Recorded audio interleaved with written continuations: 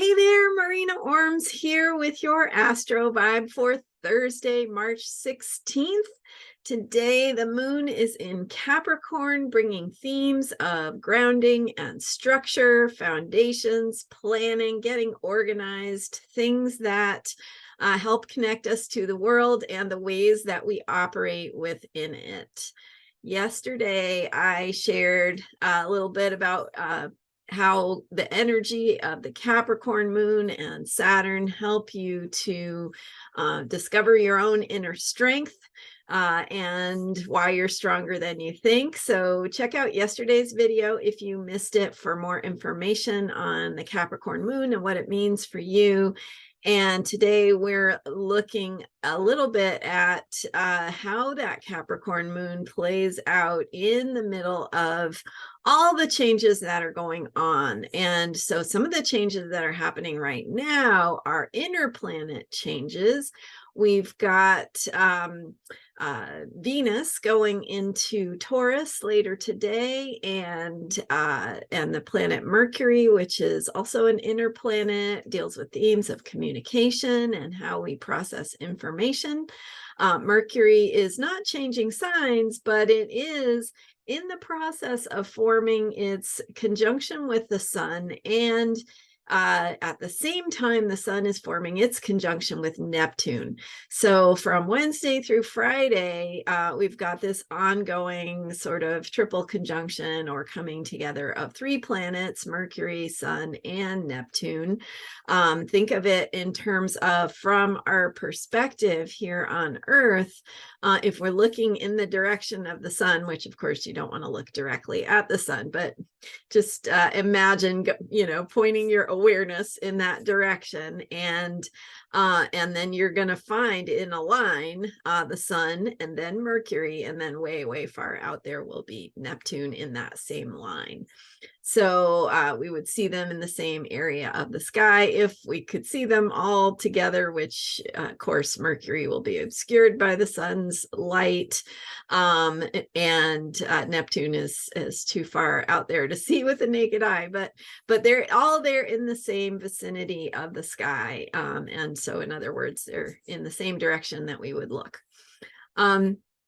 So what does that mean astrologically? It means that the energy of Mercury, which has been going through Pisces and kind of dissolving our sense of guidelines around speaking and communication, information processing, and so sort of dissolving rules, structure, and letting us be in the flow of how communication happens in a bigger picture, non-verbally, in ways that we that are not necessarily logical.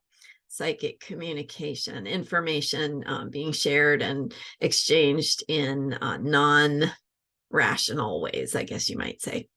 And then, of course, the energy of Neptune in Pisces is a very long-term placement. Neptune's been in Pisces since 2011. So we've got that outer planet theme, background theme of dissolving some of our mythologies, opportunity to really get clear about who we are, what's important to us, and how we want to be in the world, how we want to, what's important to us in the ways that we live. And that's kind of a big picture question, but then it's coming up in terms of the here and now, with the sun going through Pisces, and with this current moon cycle that began with the new moon in Pisces. So we're focused on Pisces themes, and then Saturn entering Pisces, where it will stay for a couple of years. So we have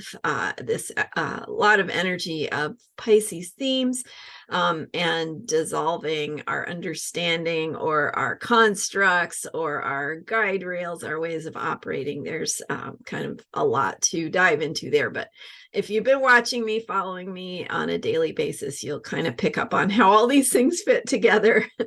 So okay, so what's happening right now is that Mercury is aligning with the sun and Neptune all in Pisces, so more or less are in the same degree or so.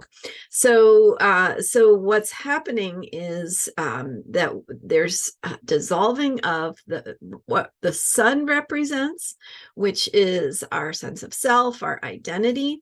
Also our words, our communication. So perhaps what words you use to describe yourself, ways that you communicate based on who people think you are, or how you have identified yourself or defined yourself in the past. Some of that dissolving, and what it's doing is, as it releases, as it lets go, it brings in an opportunity. It opens a door to the ability to redefine how you see yourself, what words you use to describe yourself, how you define yourself, and of course, just themes about how you use words in general.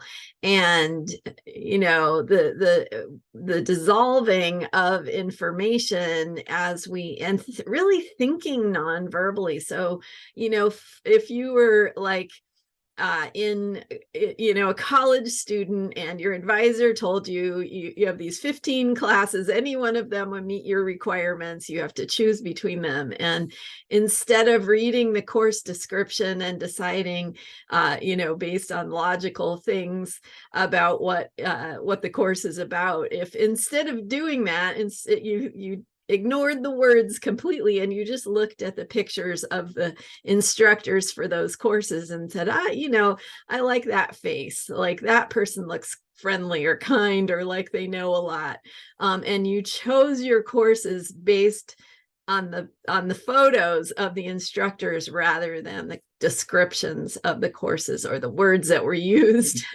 to explain, right? So that's kind of what we're dealing with. It's like, what is the vibe you're getting? What is the feeling? What do you feel? What do you want? What are you picking up on? What are you perceiving that you may not be able to put into words, but still has meaning and is definitely conveying information, right? Because it's not, if you've ever been to college, it's not really a bad way to choose a course, is based on what does the professor look like. So anyway, of course there's many factors, but this is just a way to get you to think about the energy that we're in right now. It is more of a psychic and watery flow of information, of communication, of experiencing things non-verbally, of maybe your friend already knowing what you were going to say before you even had a chance to say it, and just experiencing sort of a lot of intuition, a lot of flow. And so on the one hand, that's good because it opens us to connect more deeply and to connect with what we feel. But on the other hand, it also can be frustrating to find the words or to be able to explain what you mean. And somebody who needs a concrete definition or explanation may find that it is not very forthcoming, or you may find it is not very forthcoming, and that might be frustrating. So that's the kind of energy we're dealing with this conjunction between Mercury, Sun, and Neptune.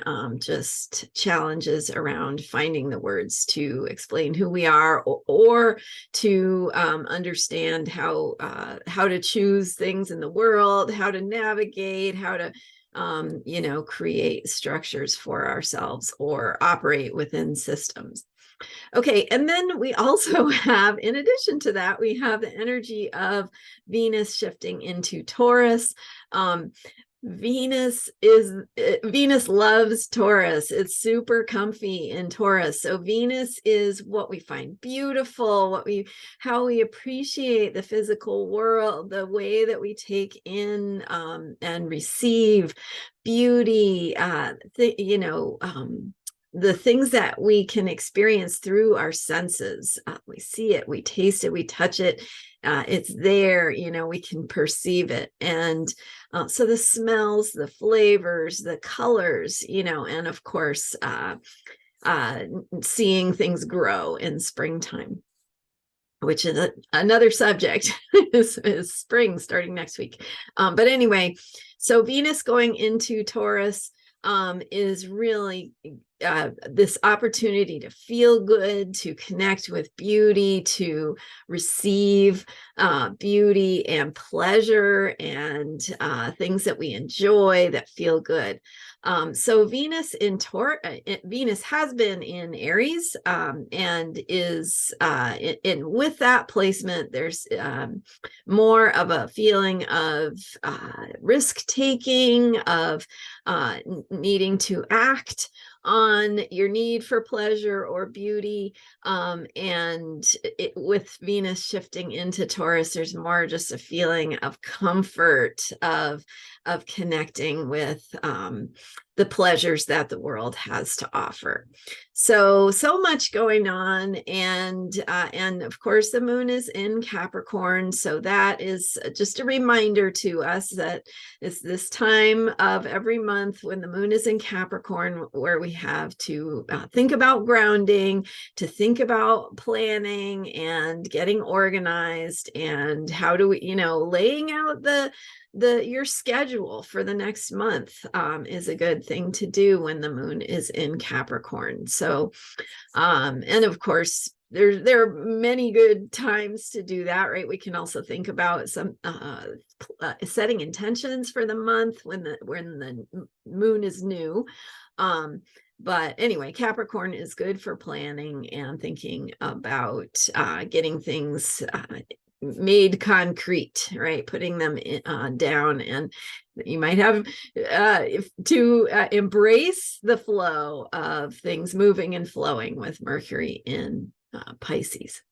So, okay. And then, of course, next week we are entering into, we've got the spring equinox, we've got the new moon in Aries, we have the big change happening next week of Pluto shifting into Aquarius. You can find videos that I have on Pluto in Aquarius to learn more about that. I'll be talking a little bit more on Sunday about what is coming up next week with all these shifts in energies. And we've already experienced some of the March shifts, the shifts that are arriving in this month of March. So for today, thinking about the Capricorn moon, thinking about Mercury in its flowiness, and thinking about Venus going into Taurus. And that's those are the highlights. And thank you for being here. We'll be going over all the changes that are happening and how to work with them and how to make the most of next week's rebirth energy. Of course, with all the themes we've had in Pisces lately, we're still in this process of letting go. Maybe there are some feelings that go with that, some grief, some loss, but also just a sense of, hey, I'm done with this. It's time to let go of it and make way for the new. And so we're still doing that process of clearing and releasing and letting go in preparation for the spring rebirth and the Aries rebirth energy. Thank you so much for being here. I am Marina Ormes. You can learn more about me at astrologyheals.com.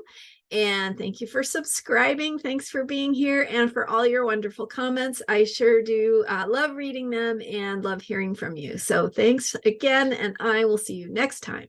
Bye for now.